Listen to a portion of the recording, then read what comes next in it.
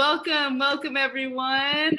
We have the fabulous Arianna Huffington. We're gonna wait till everyone comes in. We're so happy to have Book Passage, my favorite independent bookstore in the area, co-presenting. We are doing this as a Zoom meeting, and I'm sure, Arianna, that you do a lot of webinars, but do you often have big crowds in a Zoom meeting? I love the crowd. I love having everybody here. Can you hear and see okay? Yeah, if everybody goes to gallery view, it's much more exciting. You've got me and Arianna and tons of amazing people, because I saw you all zooming in and you all are just so gorgeous. Okay. I see someone holding up my book. Woohoo! I finally saw the paperback today. It was so exciting.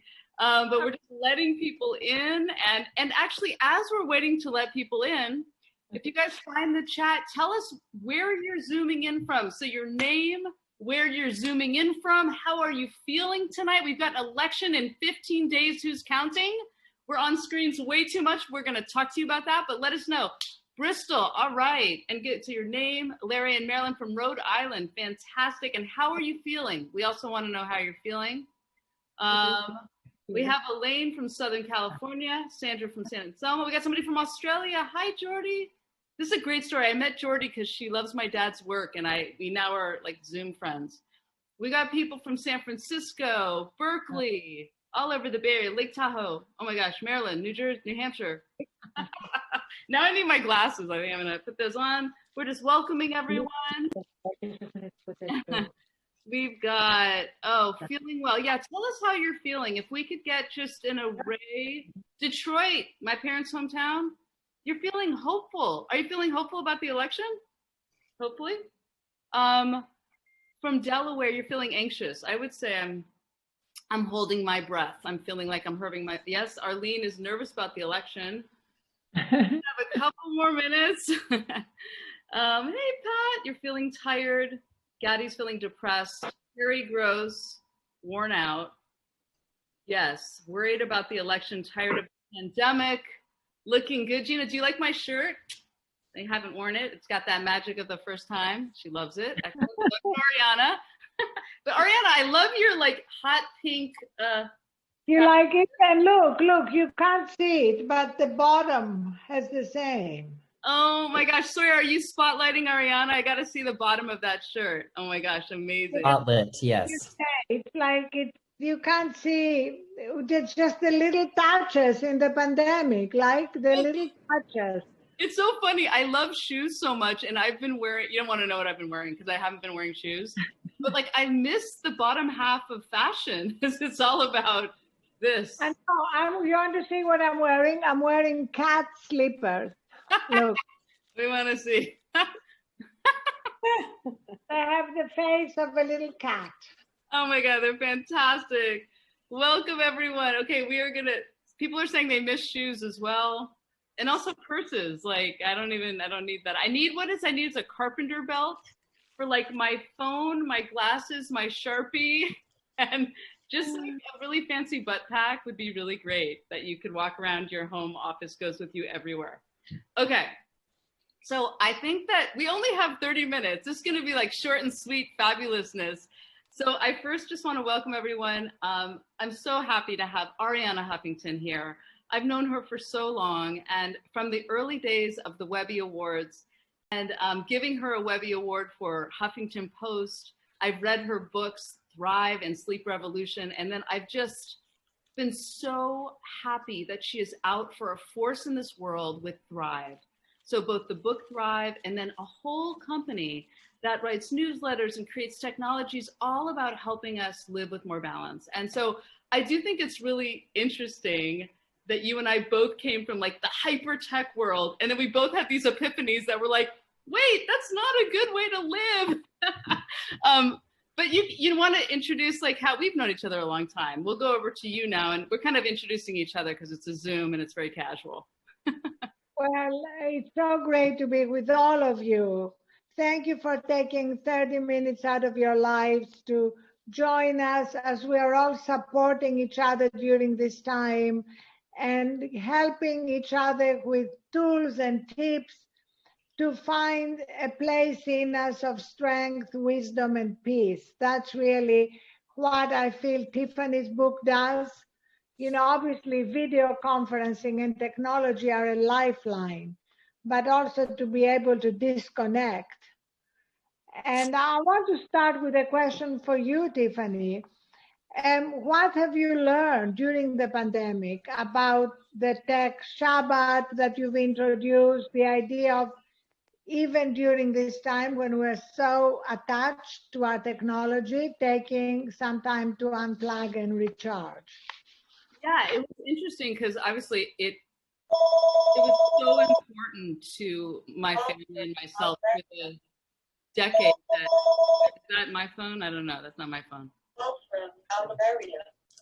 Is that you, Arianna? No, it's not me, but you know, it's life in the pandemic.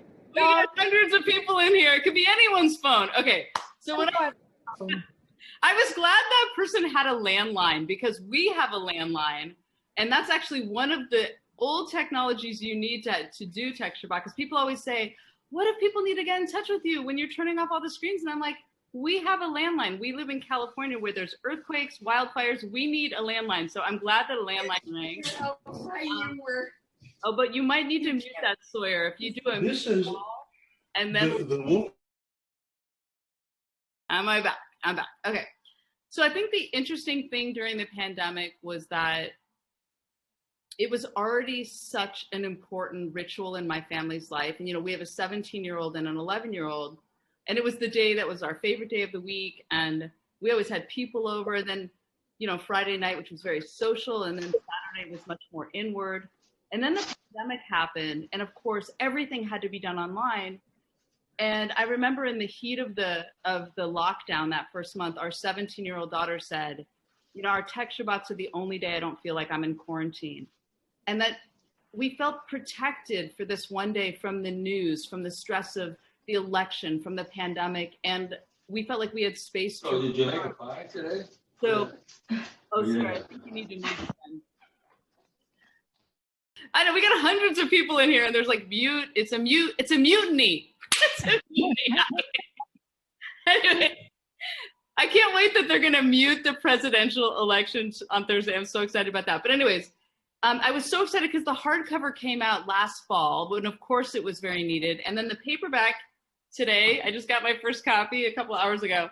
And it's even more needed because just like what Thrive shows is that we need strategies because our world is currently designed to stress us out 24/7. And how do we create boundaries? Like the beauty and the promise of technology back in the early days when we first met was that it erased every boundary. And that was so exciting. But what we're realizing is we need boundaries. You need to make your bedroom a sanctuary. You need to create what I think a full day off from screens. Boundaries are good and can ultimately set you free and let you replenish and recharge. Yes, I love that. I feel the same way. What we are doing at Thrive is through our app, which is called Thrive Zip, and we'd love to make it available for free to anyone during this time. Wonderful. When you can actually pick some better choices, what we call MicroSteps, to do every day to improve how you feel and what you're doing. And they could be in 6 areas. We have 6 areas, which is the whole of life. One is sleep. You know, sleep is foundational. And just taking micro steps to help us disconnect and be able to sleep. And my favorite out of hundreds of micro steps is picking a time at the end of the day when you stop consuming coronavirus news, you stop scrolling on social media, and you begin the transition to sleep and recharging. Another part of this is something we call reset. You know, Tiffany, you and I love science. Your dad was an amazing scientist. And you know that it takes 60 seconds to course correct from stress. So taking 60-second breaks between Zooms when you are stressed to focus on your breath, to remember what you are grateful for. It doesn't take a lot of time, but it can be game changing. The other part of the app is around food. What are we eating? And this is not about going from 8 sodas to vegan. It's about making small little swaps, small changes.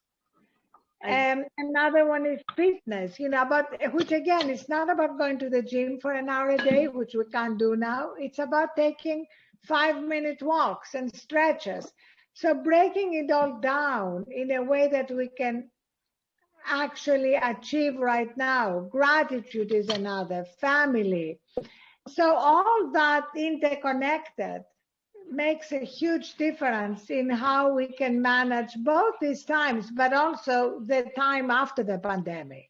Absolutely. And I love what you said about the micro steps, because, in the book I talk about, like you said, a lot of the science and history of philosophy around a day of rest, and how powerful it's been for like our creativity and productivity and all of those things.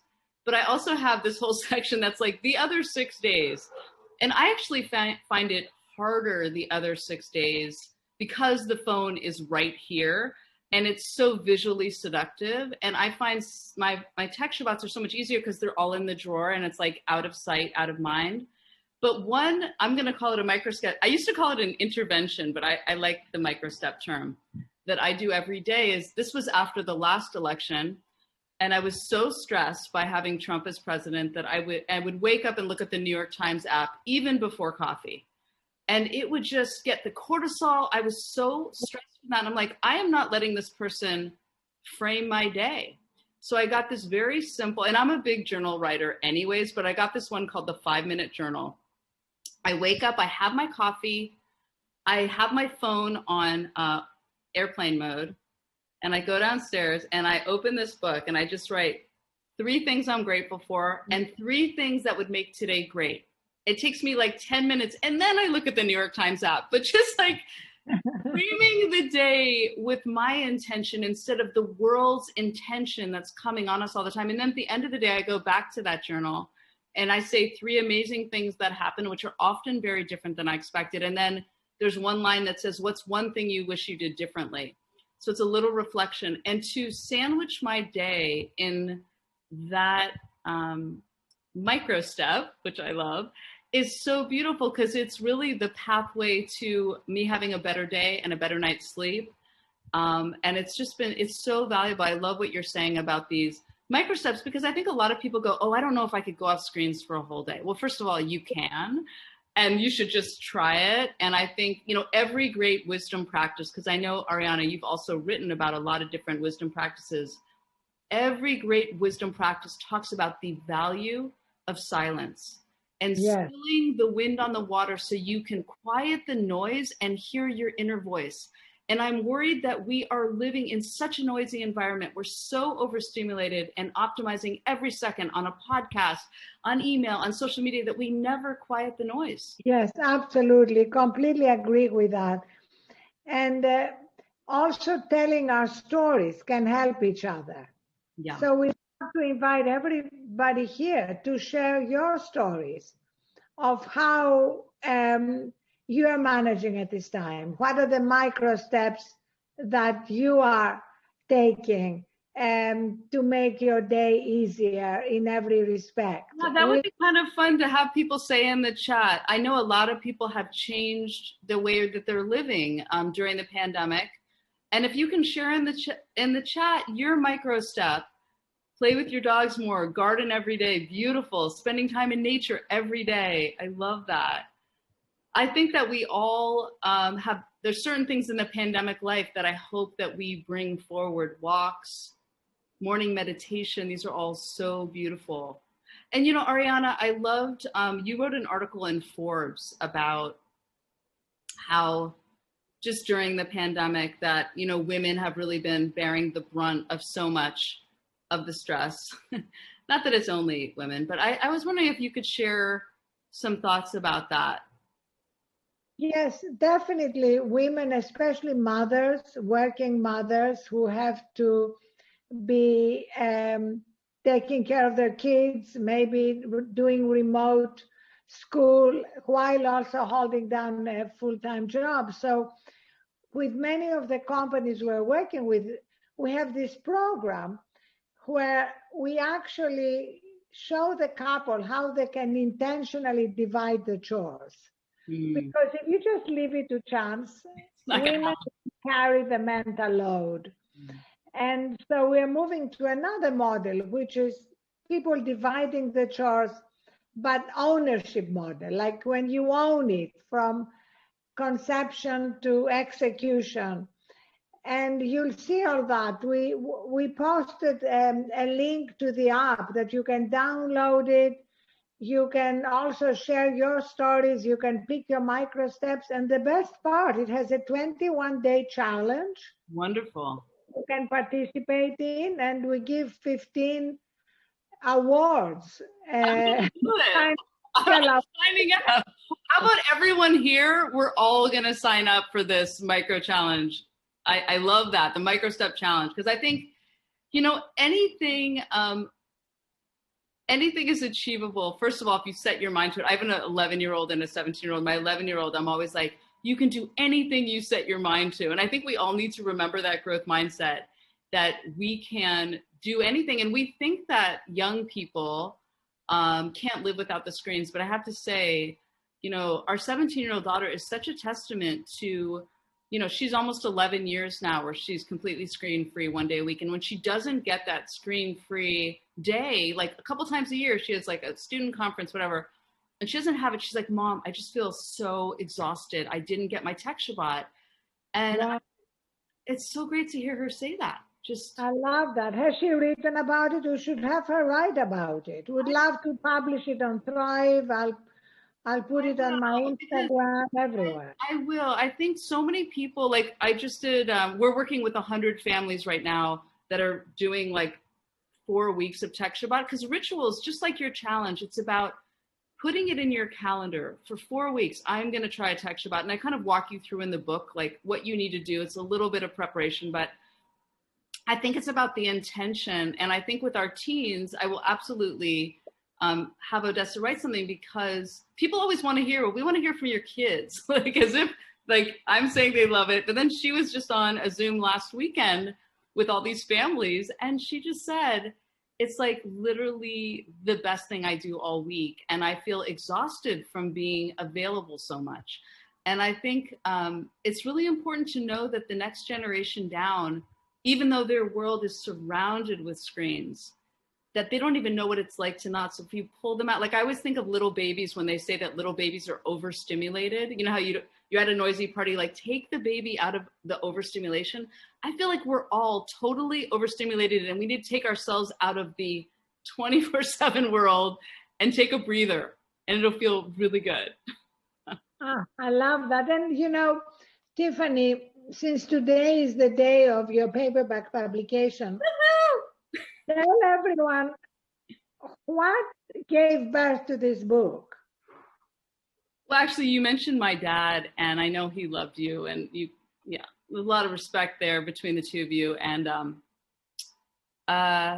he and I were incredibly close. And in the course of a period of days, I lost my father to brain cancer, and our daughter was born. And it was definitely one of those moments that I felt like life was grabbing me by the shoulders and saying, like, focus on what matters. And that's when Ken and we were part of the first National Day of Unplugging, which was like one ceremonial day. I remember emailing you about that. And it was like one day where everyone's getting unplugged, and it felt so good. We never stopped doing it. And it's almost been 11 years. And the longer we were doing these Tech Shabbats, the better we felt.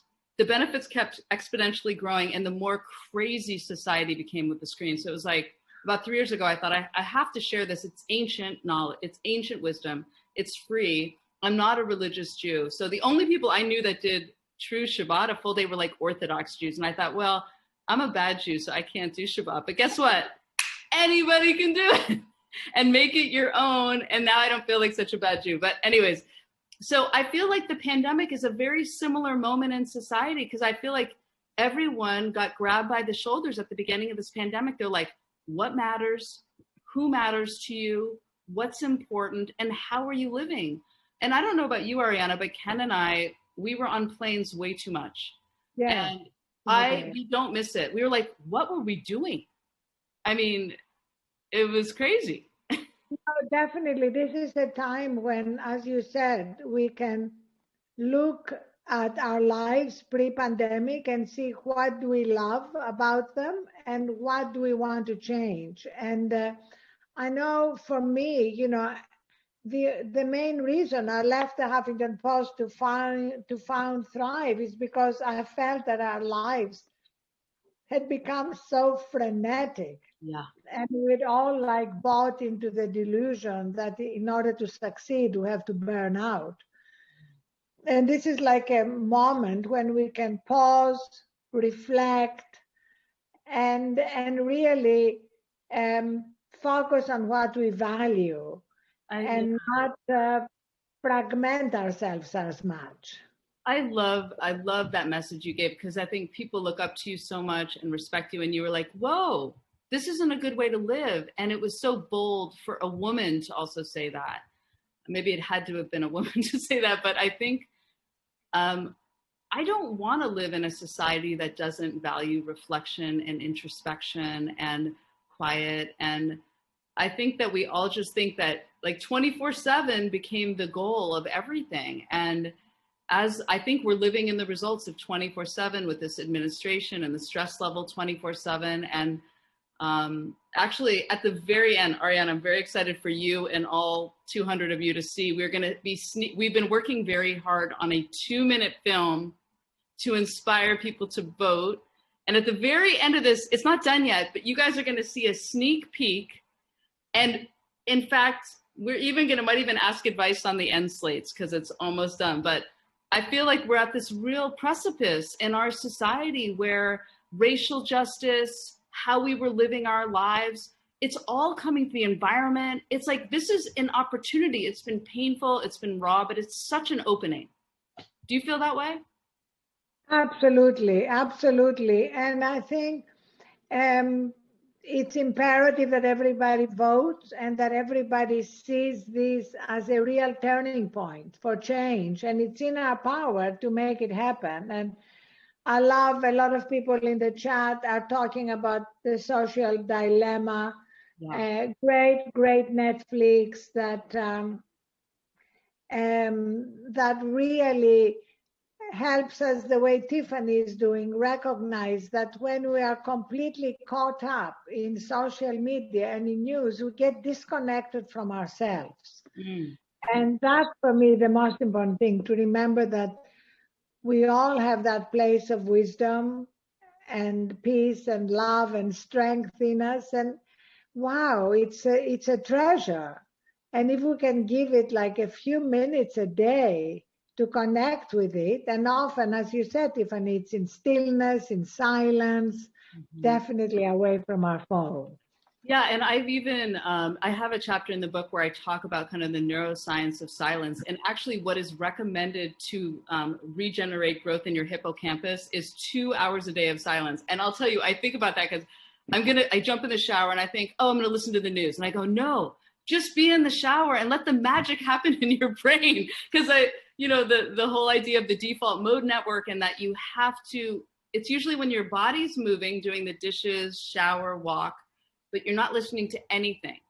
And that your brain suddenly starts making unusual connections with what's already in there. So now that I know I need 2 hours a day of silence, I really stop myself. I'll say, Tiffany, just do the dishes. Don't listen to a podcast. Just let the suds of the dishes do its magic on your brain. That's wonderful. Yes, we are all obsessed with multitasking. I know. I want to take some questions from the audience before we sneak peek this new film, which we're 2-minute film we're excited to show you all. And I'm going to tell you, we're going to do a follow-up email to all of you with the link that Arianna mentioned to the challenge, all the work that she's doing, and links to anything we discussed. So first, if you have any questions, Arlene gets her best ideas in the shower too. Exactly. So we should be showering much more. Somebody asks, Arianna, where do you get your inspiration from? So I actually love what Tiffany said and highly recommend as the best MicroSteps. I get my best inspiration when I frame my day.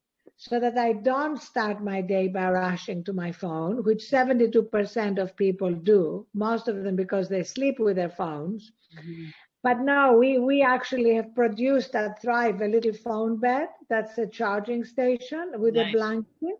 And you put your phones under the blanket, you tuck them in, you say good night, and you reconnect in the morning. And they are charged and you are recharged. We're selling it at cost in mahogany and light wood from Amazon because we don't want to make money from it. We want it to be a ritual because people need rituals. And especially if you have a child and you're giving them a phone, you need to teach them phone hygiene. So the first place I get my inspiration is in the morning when you are still in that twilight zone. And I like to stay in bed and meditate for 20 minutes. But remember, MicroStep, start with 60 seconds. Don't say, oh my God, 20 minutes. That's like too much. I can't do that. Not a problem. Start where you are. I love it. Then at night, I like to have a transition to sleep. I personally love to have a hot bath or a hot shower, which is like a ritual to wash the day away. And then to lie in bed and read real books. I get a lot of inspiration from reading. I prefer reading physical books. I do too. Not on Kindle or anything. I love underlining them. I do too. And it's just a great way to let my mind, as you said, Tiffany, make these unexpected connections. So it's really first thing in the morning, last thing at night, during walks, when you allow your brain and your heart to really not be totally transactional and about something to achieve, but simply be. I love that. That's so beautiful. I also read books, and I actually save the books I really want to think about for Saturday, because I find that I just read more deeply when all the screens are away on Saturday. And there's research that we're reading more than ever, but we're kind of skim reading. And if you allow your brain to go deep, it's such an opportunity. So, and I want to tell you, yes, in Social Dilemma, everyone should see that for sure. And I think what Arianna and my work both are complementary is because what Social Dilemma points out is a very bad business model and many things that need to change that we need to be aware of as citizens, and we need to stand up legislatively. And laws, there's 20 laws on the ballot that have to do with data privacy and data harvesting. But then there's certain things that you can legislate for yourself. You are empowered to do things today, tomorrow, this weekend that will make your life better, while we are concurrently really taking a magnifying lens to how we're being manipulated with social media and technology. So with that, I want to share this 2-minute film. Sawyer, who I've been making it with, is going to share the screen. And again, we're just finalizing the end slate. So you're all amazing people. I saw the people that come into this room. So if you have any ideas on that, or if it worked, you can tell us that in the chat too. We are launching it next week, and you'll get an email, but we're really hoping to inspire everyone in this country to vote. So Sawyer, you want to roll camera? It's 7 months into the pandemic, and we're going into the most important election of our lifetimes. A lot of people believe that our system is corrupted. A lot of people don't believe that our system works. What are you most scared of right now? Dying. Being lonely. What's going to happen to everyone who doesn't have an income and doesn't have any health care? I'm afraid that we will forget this moment and forget how fragile everything really is. This might be one of the biggest challenges of our lifetime, but humans have been here before. Like the bubonic plague, 25 million people died. But then after that, the Renaissance happened, a whole new way of thinking. Or the Spanish flu, 1918, 50 million people died. But it seemed to create this opening. Women finally started getting the right to vote shortly after. Breaking news tonight, the growing calls for justice. Massive protests coast to coast, even more across the globe. The universe sent us this big wake-up call that we are actually connected. We are realizing what has been going so wrong for so long and what we need to change to go forward. And now here we are. Our democracy is on the line. Your vote represents who do we want to be moving forward as individuals, as our country, and as our world. It's in these moments of upheaval when we have access to the reset buttons. Our collective future, we are creating that right now. 2020 shouldn't go down as the year we want to forget. 2020 is the year we're finally understanding what matters in a whole new way.